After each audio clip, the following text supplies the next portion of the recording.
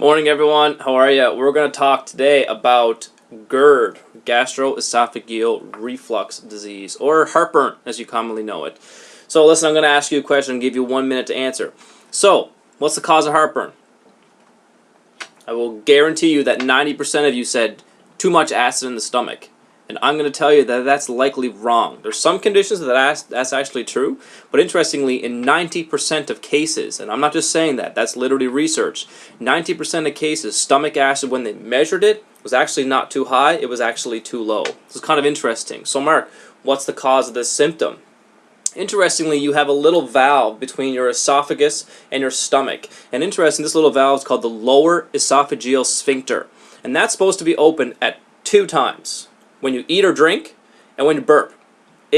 But interestingly, some people that have heartburn have that valve literally left open. And what happens then, sometimes these little acid molecules can creep back up into the esophagus and cause that burning that you experience in your guts there. So interestingly, is it your stomach or is it your esophagus? It's kind of interesting, right? It's different dynamics. So I'm going to go through in a couple of videos here now and show you the ways that we work with acid reflux and how it's different than the classical medical system. And again, I'm not doing this video to say that the medical system is wrong. I'm doing this to tell you that there's usually underlying things that if you solve first through diet and nutrition, maybe you don't need as many of those medications that you're taking right now. So look, I'm not denying that some of those medications work. There's literally 50% of people that sit in my chair, sitting right in front of me, they'll come in and they'll say, my heartburn medication works for my heartburn. And that's fantastic. I'm happy to hear that. But it's kind of interesting. It's probably not working on your stomach at all. It's working on your esophagus, which is kind of interesting. So my job then becomes, how do we solve the lower digestive problems that are probably causing that little bit of that sphincter left open?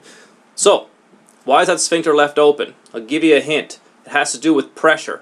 So interestingly, most of the people that we see with heartburn have a lot of bloating, gas, sometimes diarrhea, and some IBS symptoms. And interesting, what happens when your food's not digested in your stomach properly with acid, what ends up happening is your body will turn over to fermentation of food, which increases the pressure inside your abdominal cavity, and it can actually open up that little sphincter and hold it open, hence you got heartburn. So what I try to do with people is try to get the diet dialed in to make sure that these people are not experiencing the underlying symptoms causing what's on top. So we can usually sometimes get the medications down pretty quickly by doing that. And a lot of you have that rebound effect. When you've tried to come off your medications yourself, you've found that those medications make your heartburn a lot worse. It's interesting that that happens, right? Because again, you never solve the underlying issues. Usually once you solve that, that issue kind of goes away. So here's my analogy that I use for everybody with heartburn.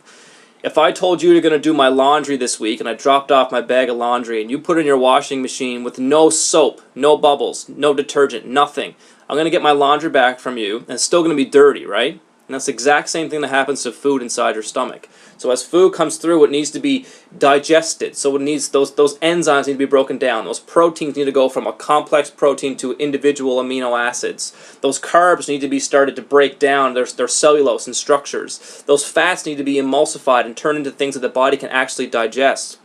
And when that doesn't happen, the body will rebel against you, and interestingly, you'll still digest food. You'll just have it fermented, and that's the time when bacteria take over, and that's the time we get bloating, gas, and all those symptoms that go with IBS and heartburn. So I'm going to keep doing some videos here about you to keep furthering this process so we can learn more about this, maybe find some strategies that we can speak about to kind of get you under control with your heartburn. So stay tuned.